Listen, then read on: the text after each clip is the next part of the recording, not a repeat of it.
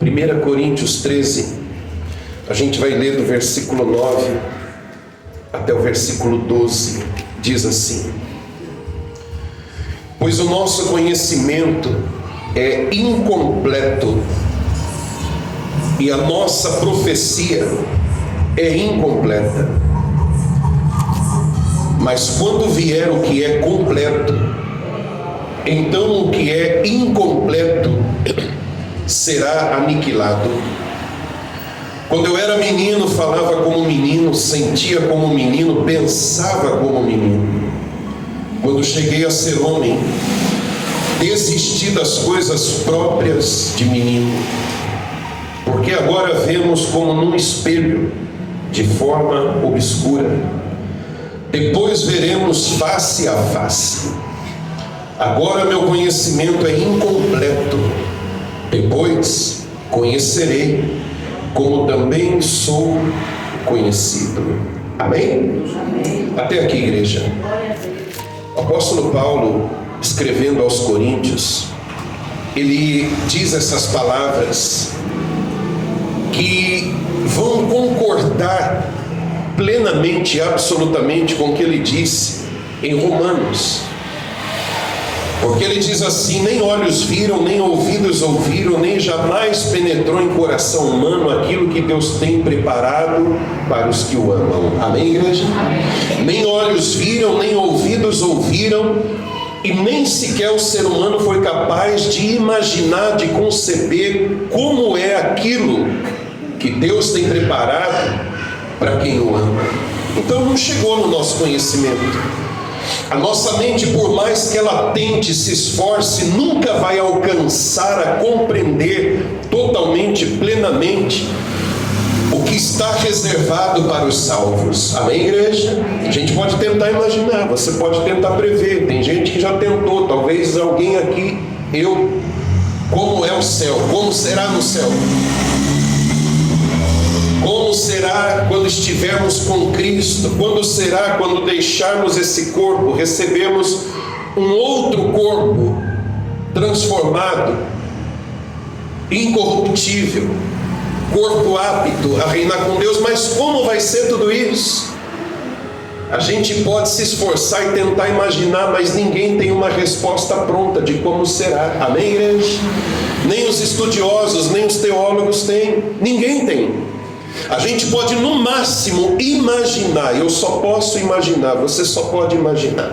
E por mais que você imagine, você não é nem perto, não é uma fração do que será.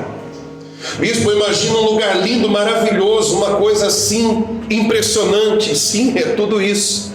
Só que eu digo para você, está muito além do que a sua mente alcançou imaginar, é muito maior. Diga glória a Deus. É isso que Paulo está dizendo.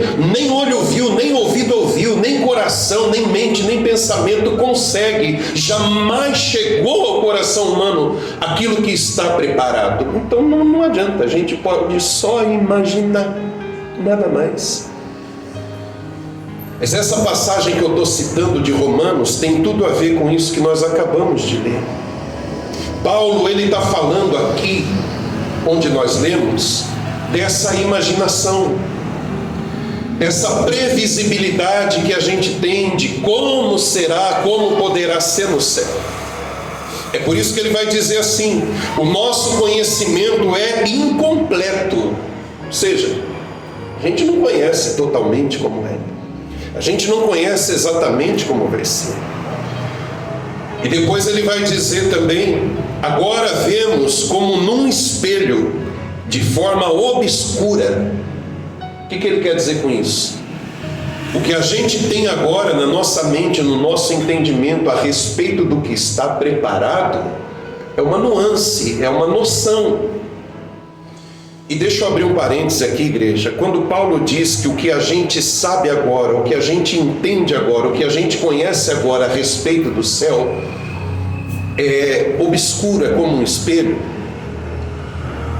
Não é como a gente tem um entendimento de uma imagem no espelho hoje. Porque talvez se você olhar algo através de um espelho, você vai dizer: é exatamente a projeção da imagem real. Se você olhar ou colocar algo para ser visto através de um espelho, você vai ver uma cópia fiel daquilo que está diante do espelho. E por que Paulo está dizendo que olha para o espelho e vê algo obscuro, não completo, não bem definido, não bem como deveria ser? É porque para a época de Paulo não existia esse espelho de vidro que a gente tem hoje. O espelho da antiguidade era um espelho feito de bronze polido. Não sei se você já teve a oportunidade de ver uma peça de bronze polido. Vai refletir, mas não fielmente. Vai ter um reflexo ali, mas não com definição absoluta. Se você olhar para um espelho feito de bronze, que é o espelho que Paulo está falando aqui, você vai ver tudo meio embaçado, você vai ver tudo meio desfigurado, mas não um retrato fiel daquilo que está do outro lado. Está dando para entender direitinho, igreja? Então é por isso que Paulo vai dar o exemplo do espelho. Ele vai dizer assim: a gente conhece hoje, o que a gente tem o conhecimento do que está preparado, é como aquela imagem que a gente vê no espelho, não é completa, é embaçada, é distorcida. A gente não tem a plena ideia de como será no céu, de como será na vida com Deus. Mas um dia teremos, diga glória a Deus. É isso que ele está dizendo. Hoje eu vejo, eu imagino como quem olha para um espelho. É a noção que eu tenho da vida vindoura, da vida eterna. Mas um dia veremos tal como ela é. Veremos a Deus tal como Ele é. Face a face nós o veremos. É sobre isso que Paulo está dizendo. Mas eu quero chamar a sua atenção para o versículo 11, que ele também vai falar desse mesmo assunto, mas ele vai usar uma outra figura. Ele vai usar a figura das fases da vida. Olha o 11, leia de novo. Quando eu era menino, falava como menino, sentia como menino, pensava como menino. Quando cheguei a ser homem, desisti das coisas próprias de menino. O que Paulo está dizendo aqui? Usando essa linguagem, essa analogia, Paulo está dizendo o seguinte: quando eu era criança, eu enxergava a vida de um jeito, eu imaginava que as coisas eram de um jeito, eu imaginava a vida adulta, os compromissos, a realidade da vida de uma forma. Eu tinha uma noção, uma mera noção do que era a vida, porque eu era só um menino. Mas eu cresci, desisti das coisas de menino, eu passei a ver a vida como ela é, eu passei a vivenciar os fatos como eles são, as responsabilidades como elas são. Então eu já não sou mais um menino, eu agora vejo as coisas como elas são de fato. E Paulo está querendo originalmente nos dizer isso. Tudo aquilo que hoje a gente imagina que é, pensa que é só uma impressão, é só um rascunho daquilo que está preparado para o povo de Deus. Amém, igreja? A coisa é muito maior, é muito mais bela, a coisa é muito mais bonita do que tudo que você pensar, imaginar que está esperando para você, que é um servo de Deus, uma serva de Deus que tem vida com Deus. É muito melhor, é muito maior. Mas eu quero, igreja, o fato de eu estar trazendo essa palavra para você, eu ainda não cheguei onde eu quero chegar. A Bíblia, ela é uma coisa apaixonante, igreja. Eu estava conversando com um amigo sobre isso.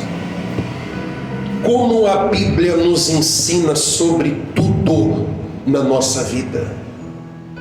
Como esse livro que você segura com uma mão, ele não é relativamente tão grande, ele é pequeno. Ele pode te orientar por toda a vida, em todas as áreas da sua vida. Nenhum livro de autoajuda, nenhum sábio desse século Nenhuma palestra, nenhum discurso, nenhum ensinamento vai trazer tanta resposta, tanto ensinamento, tanta sabedoria como esse livro que você está segurando vai trazer para você.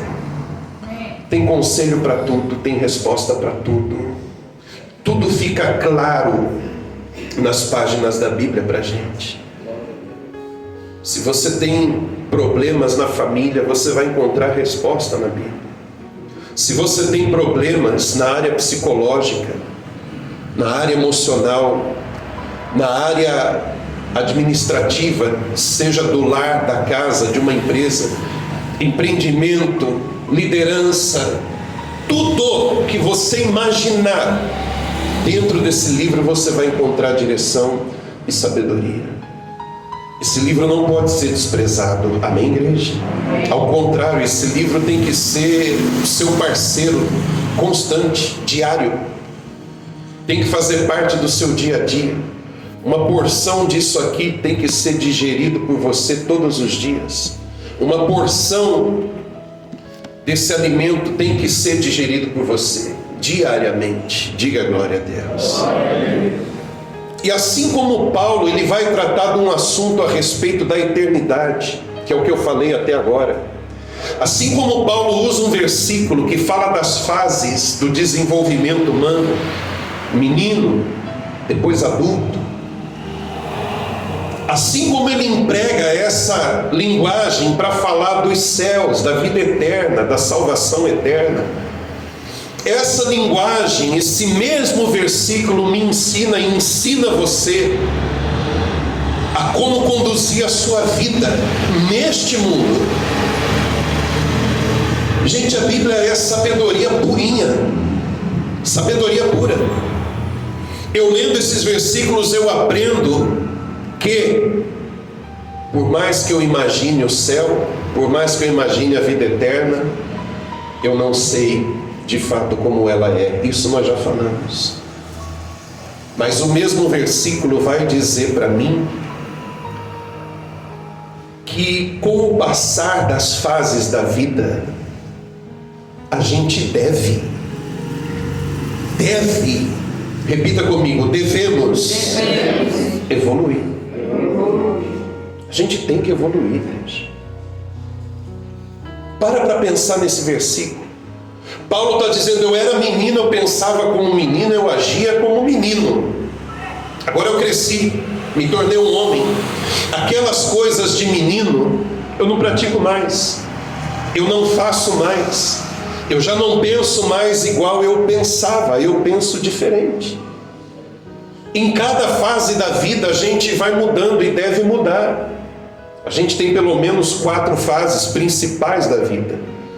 A infância, aliás 5, a infância, a adolescência, a juventude, a fase adulta e depois a velhice. Então a gente naturalmente já passa por uma evolução, diga glória a Deus. Naturalmente a gente vai avançando, vai evoluindo. Mas isso é coisa que vai acontecer eu querendo ou não. Eu querendo ou não, o corpinho de 18 anos eu não tenho mais. Você também, que já tem mais, não tem. Dá para impedir isso? Tem como? Às vezes eu brinco com algum amigo meu quando faz aniversário, eu falo, você está fazendo aniversário todo ano, para um pouco. Quando é mais novo que eu falo, você vai me passar, eu parei. Eu parei de fazer tanto aniversário, porque senão eu vou envelhecer. Mas é só uma brincadeira, porque quem é que pode parar isso? Quem é que pode deter isso? Então essa evolução das fases acontece em eu querendo ou não querendo. Agora tem um outro tipo de evolução que eu tenho que preferi-la.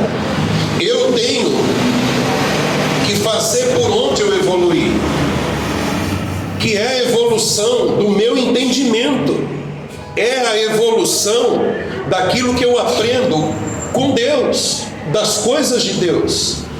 O próprio Paulo vai dizer numa ocasião: eu dei para vocês lá no início leite, agora eu pretendo dar para vocês alimento sólido. Ou seja, Paulo ele quer levar esse povo para um nível mais alto. Paulo quer que as pessoas evoluam no seu entendimento das coisas de Deus e também no entendimento em relação à vida cotidiana. Porque quando eu aprendo sobre Deus, eu tenho entendimento das coisas de Deus. Foi o que eu falei agora há pouco. Eu recebo sabedoria para lidar com o meu dia a dia, com as pessoas, com a família, com tudo. Está dando para entender direitinho, igreja? Então, se a evolução biológica, fisiológica, não tem como eu frear, não tem como eu impedir, ela vai acontecer. Ao contrário disso, a minha mente, a minha capacidade mental, ela precisa evoluir. Ela precisa se desenvolver. Eu preciso deixar de ser um homem com 47 anos de idade pensando como um menino, um garoto de 16, de 18 anos de idade. Não cabe mais isso para mim, não pode caber isso para você que já passou dessa fase. Amém, igreja? Então a gente deve sim evoluir. A gente deve sim, à medida que vai adquirindo experiência, e principalmente experiência com Deus, passar a olhar as coisas de um outro ângulo, de uma outra forma. A gente precisa. Eu digo para você, igreja, tem muita gente, posso falar? Cascudo, antigo de igreja, antigo de evangelho, mas que ainda tem uma mente, um pensamento que está tão à margem daquilo que Deus gostaria que ela tivesse. Lembra do menino Jesus, com 12 anos? Lembra de Samuel, quando criança? A Bíblia fala de um e de outro, que eles cresciam em estatura e graça. Estatura e graça. Eles cresciam, esse é o crescimento natural, que não tem como impedir.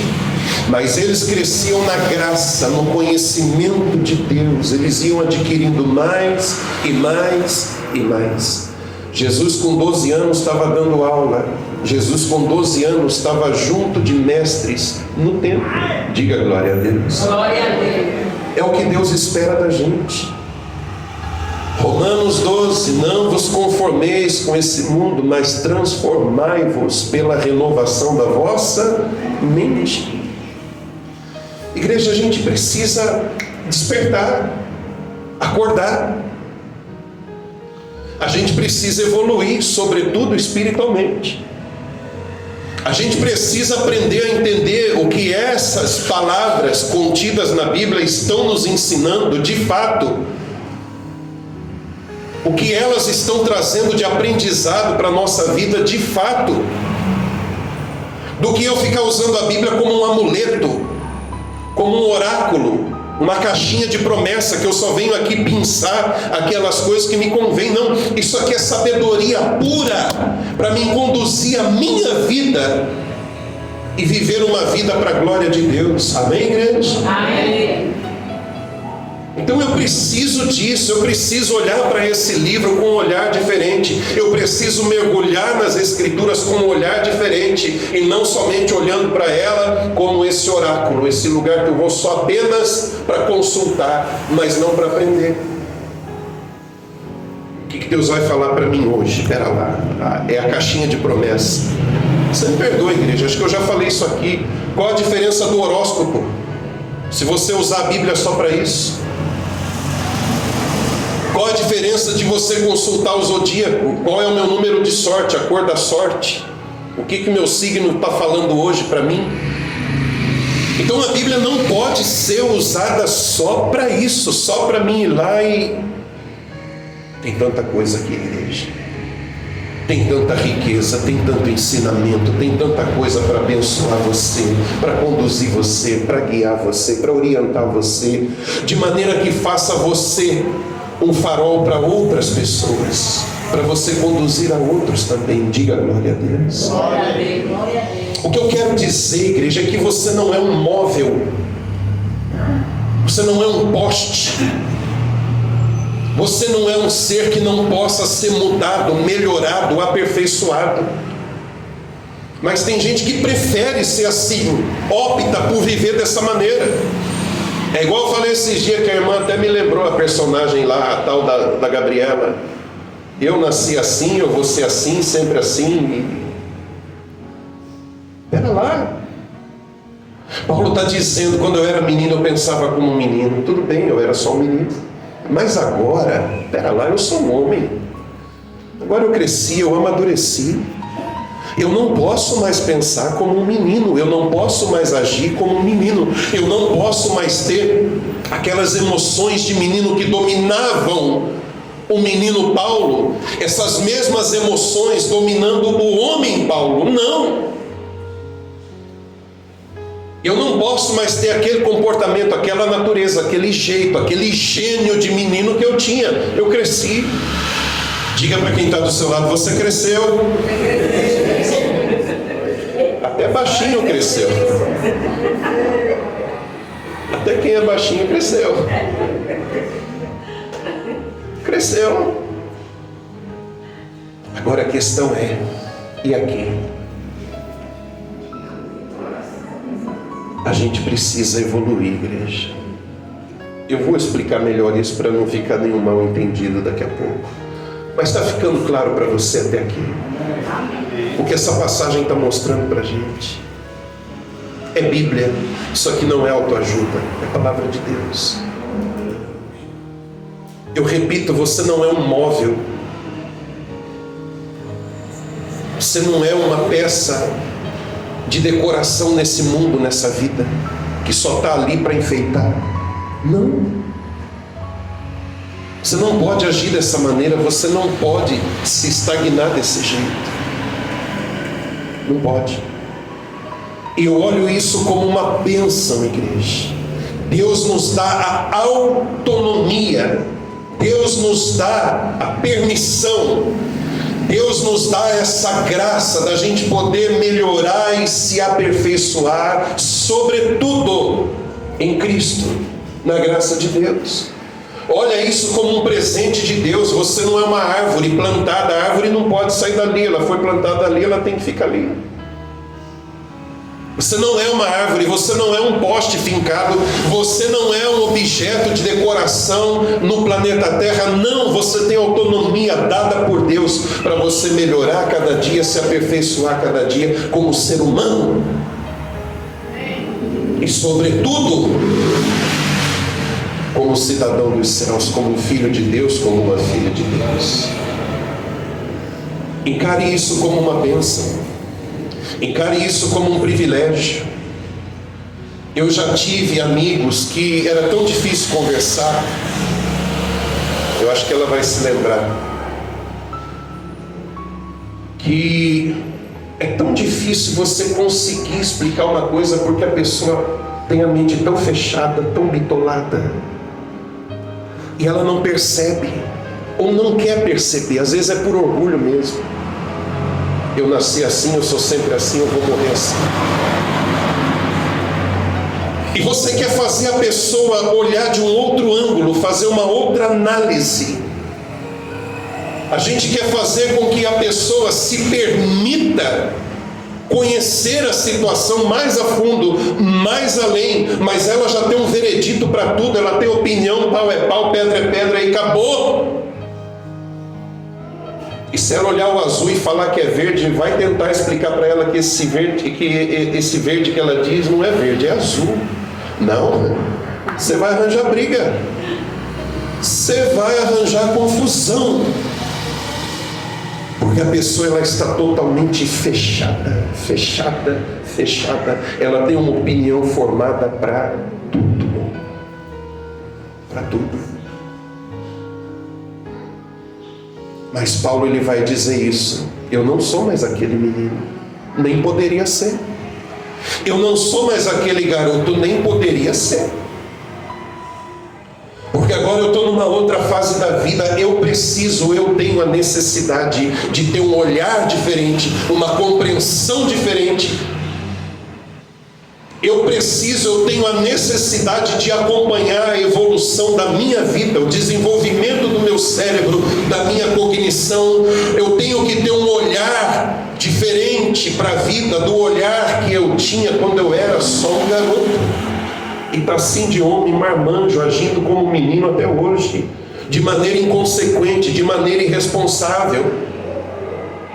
Está assim de mulher madura, com idade, se comportando como adolescente, picuinha, pirracinha, coisinha, coisa de colegial, como diz a pastora, coisa de adolescente, mas ela está ali, presa àquilo, briga por aquilo, faz inimizade por aquilo, coloca o marido, coloca os pais, coloca os parentes em constrangimento até por causa daquilo que ela sustenta e não abre mão. É um adulto, é uma adulta, mas se comporta como uma criança.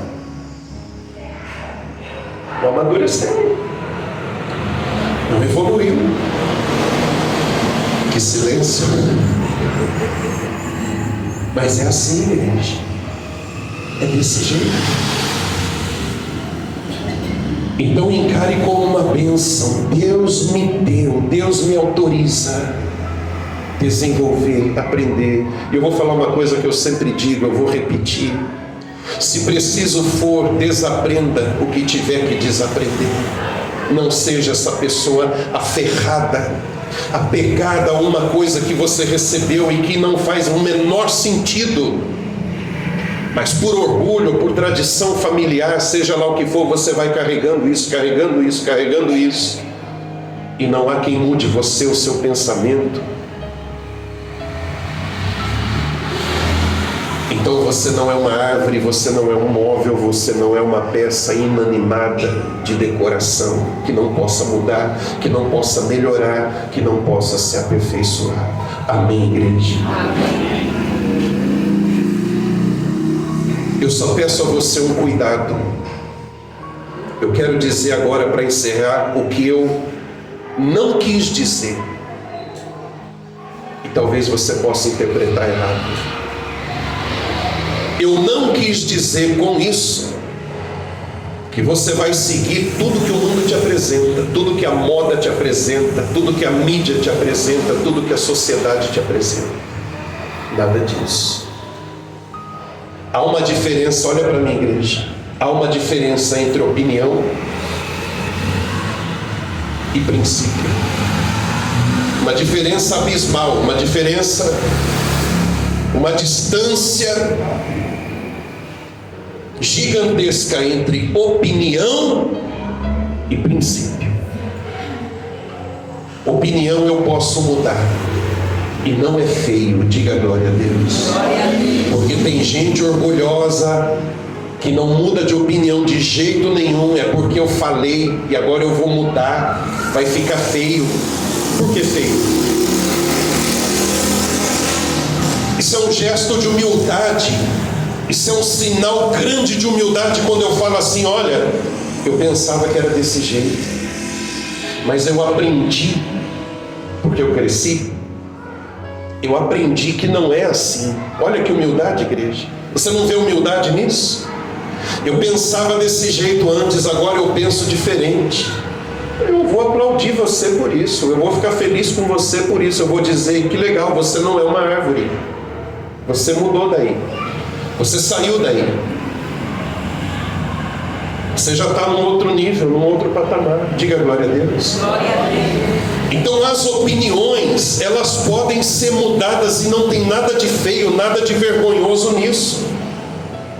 Não tem nada de imoral em mudar de opinião, de jeito nenhum. Louvado seja Deus que me concede esse direito de ter uma opinião hoje, amanhã ter outra. Isso é um presente de Deus para mim. Eu pensava quando eu era mais jovem de um jeito, mas agora eu penso de outro. Eu não tenho vergonha nenhuma de dizer: eu estava errado, eu estava equivocado. Eu pensava que era assim, eu até ensinei assim para as pessoas, Deus me perdoa, mas eu estava redondamente enganado. Olha que humildade nesse pensamento, igreja. Mas tem gente que não quer mudar a opinião, porque ela pensa que as pessoas vão olhar para ele e dizer duas caras. Não tem palavra, não tem nada a ver. Isso não significa ser duas caras. Isso não significa virar casaca. Isso não significa que você se vende.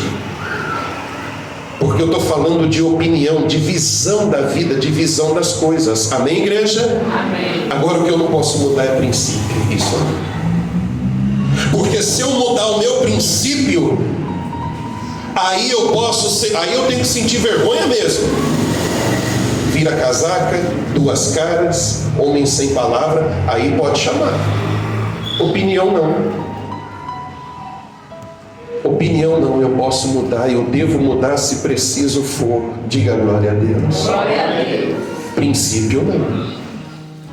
Eu não posso vender os meus princípios, não posso vender minha consciência. Existem coisas na vida que são fundamentos, não podem ser mexidos. Amém, igreja? Principalmente para um cristão.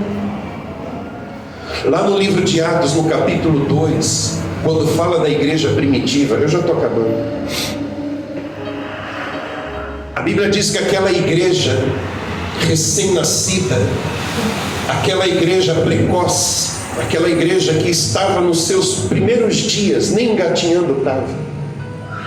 A Bíblia vai dizer, lá em Atos 2, vai dizer o seguinte: eles perseveravam na doutrina dos apóstolos.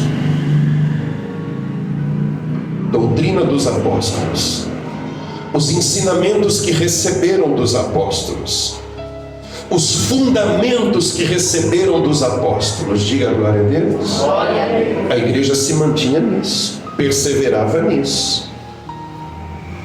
A modernidade não mexeu com o fundamento, eles perseveravam na doutrina dos apóstolos.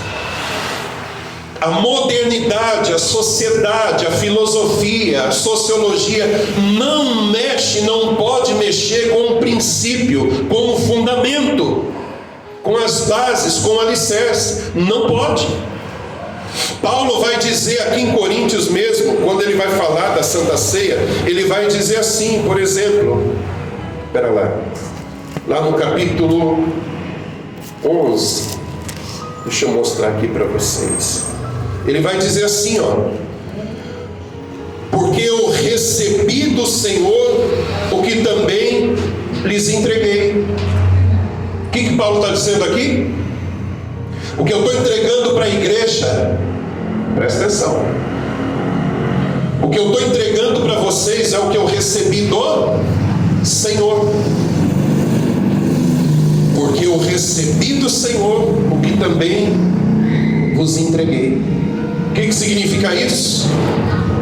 Paulo não está mexendo no fundamento, Paulo não está mexendo no princípio, Paulo não está mexendo nas bases. Do jeito que eu recebi do Senhor, eu estou passando para vocês. Diga glória a Deus. Glória a Deus. Então o fundamento não mexe, o princípio não se mexe. Aquilo que são as bases do seu caráter, isso não se mexe. Opinião, louvado seja Deus, eu tenho autorização da Bíblia, da palavra de Deus, para mudar toda vez que eu precisar mudar, sem nenhuma vergonha, sem nenhum constrangimento. Antes eu pensava assim, agora eu penso desse outro jeito. Glória a Deus, meus olhos se abriram, eu cresci. Amém, igreja? Não se envergonhe de mudar de opinião. Se envergonhe sim em mudar os princípios, em mudar os fundamentos. Olha essa coluna aqui, que eu estou encostado. Eu posso mexer nessa parede. Eu posso pôr uma parede, uma divisória aqui até a outra coluna. Eu posso levantar uma parede aqui, daqui uns meses derrubar essa parede de novo. Posso ou não posso? Isso aqui eu posso derrubar? De jeito nenhum. O fundamento eu não posso mexer. As bases que sustentam o meu caráter, a minha índole, sobretudo um homem e uma mulher cristã, isso eu não posso mexer. Mas as paredes eu posso, as opiniões eu posso e devo, se preciso for. Estou sendo claro com vocês, igreja? Então, por favor, o que eu disse é que você pode mudar a sua forma de ver a vida, a sua opinião. O que eu não disse é que você pode virar a casaca, mudando o princípio, mudando o fundamento da sua vida. Opinião sim, princípio não. Ficou claro isso para você? A gente vê muito isso na política. A gente vê muito isso no meio político. Ali você vê não mudança de opinião, ali você vê mudança de princípio mesmo. Porque hoje está um cara aqui se apresentando como candidato, que ele atirou tanta pedra num outro candidato e xingou tanto outro candidato, num outro pleito eleitoral. Ele massacrou, ele xingou, ele inventou, ele falou coisas da família, da mãe, da esposa daquele outro candidato, para manchar a imagem dele, a reputação dele. Fez tudo. Mas agora, a aliança partidária favorece. Mas agora, se eu fechar uma aliança com esse sujeito que eu passei com um trator em cima dele, é ponto positivo para mim. Tá dando para entender? Então agora eu vou sair abraçado com ele nessa campanha. Essa mudança de opinião ou de caráter? De caráter. Desculpa estar falando de política, é um exemplo, mas não estou fazendo política aqui. Amém, igreja? Por favor, não me interprete mal. Não estou falando de pessoas A ou B. Estou falando de uma forma generalizada. Isso não é mudança de opinião. Isso é mudança de caráter, isso é mudança de princípio. Aquele que eu falei mentiroso, corrupto, não sei o quê, não sei o quê, não sei o quê. Meu parceiro, a gente se conhece desde pequenininho, eu amo ele desde criança. Aí não. Isso não é opinião, mudança de opinião. Isso é mudança de caráter, mudança de princípio. Eu estou mexendo nos fundamentos, isso eu não posso. Amém, igreja? Amém. Mas eu encerro aqui dizendo isso para você. Permita-se melhorar à medida que o tempo passa. Amém, igreja? Permita-se aperfeiçoar-se à medida que os anos passam. Não seja uma mulher, um homem maduro, madura, um comportamento de adolescente, com mente de adolescente, ou como um dinossauro. Essa mensagem é para mim, igreja. Essa mensagem eu prego para vocês, eu estou pregando para mim. Porque eu vim de um lar rígido. Eu falo isso, eu não tenho vergonha de falar das minhas fraquezas, dos meus defeitos. Eu tenho que lutar para não replicar isso com os meus filhos. Eu tenho que lutar contra mim para dizer, opa, eu virei a Dona Dir aqui dentro de casa. Dona Dir é minha mãe. Eu estou vendo ela aqui agora. Eu estou vendo ela em mim. Estou fazendo igualzinho, estou replicando, mas pera lá. Não cabe isso.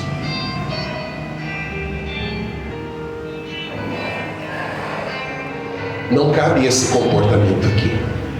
Não cabe essa atitude aqui. E a gente sabe que algumas gerações atrás, não culpando, não jogando pedra, mas eram muito rígidas, igreja.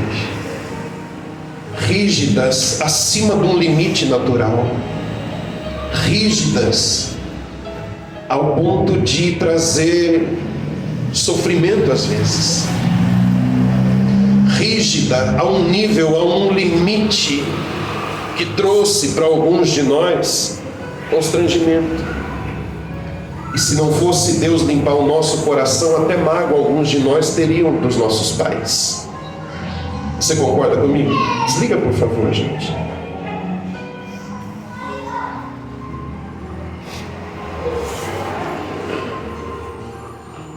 E que hoje a gente não precisa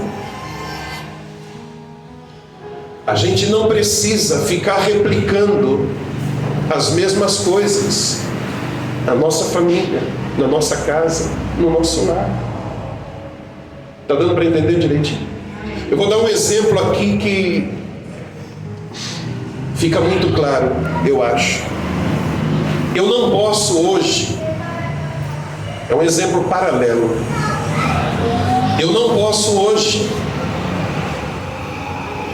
em uma era em que o celular é um computador na palma da mão, eu querer usar a máquina de escrever.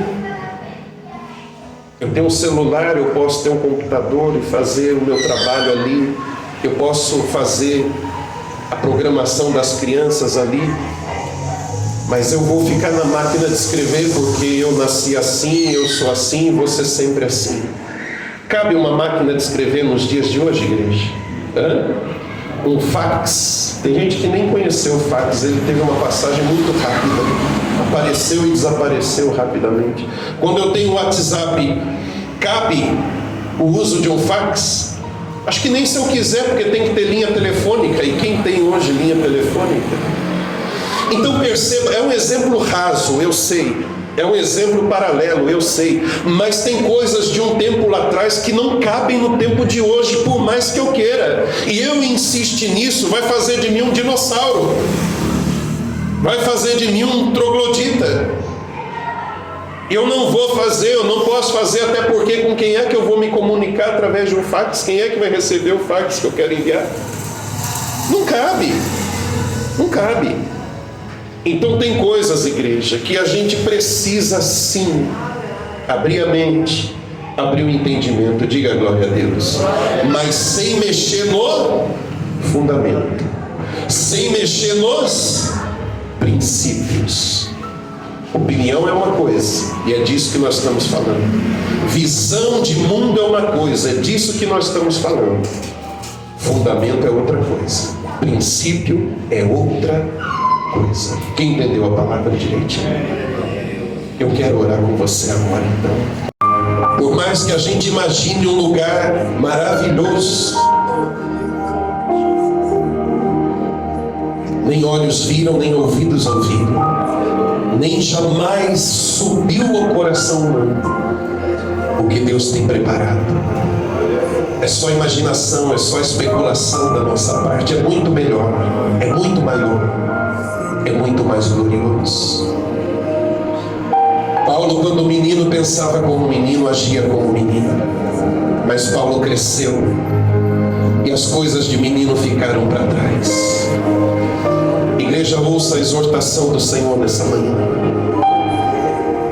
Procure, com a graça de Deus, melhorar cada dia. Procure, com a graça de Deus, se aperfeiçoar cada dia. Abra sua mente. Mas, bispo, falar para abrir a mente não é uma coisa errada. Não é dar margem para o pecado, não, não é. Mude as opiniões.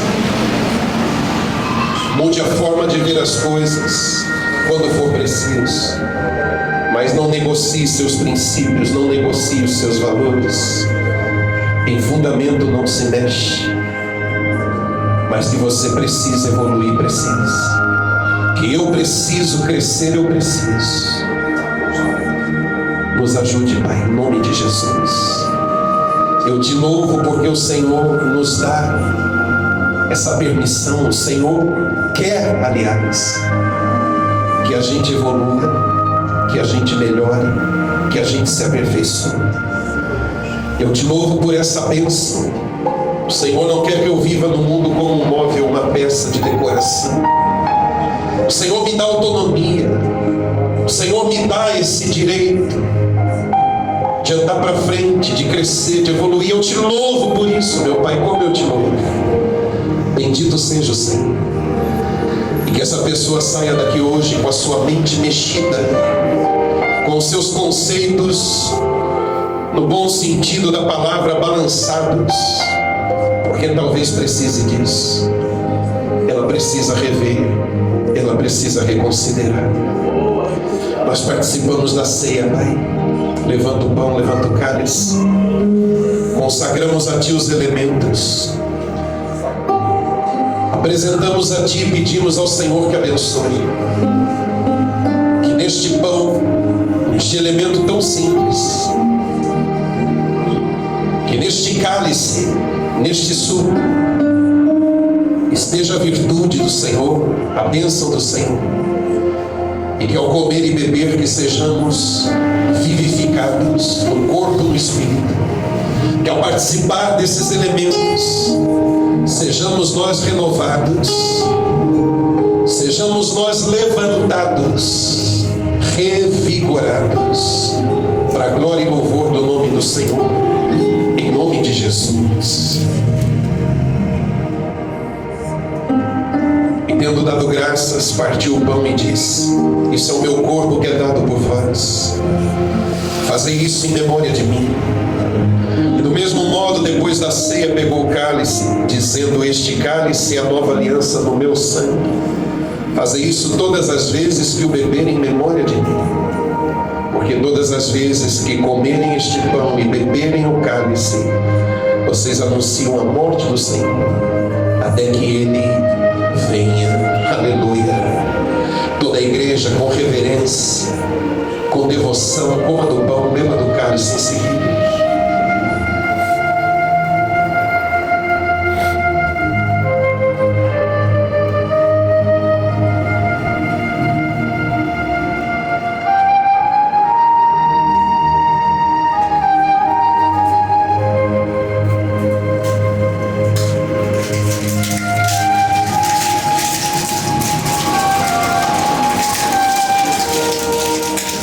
Levanta as suas mãos e agradeça ao Senhor. Dê graças a Ele de todo o teu coração. Dê graças ao Senhor pela vida, pela oportunidade.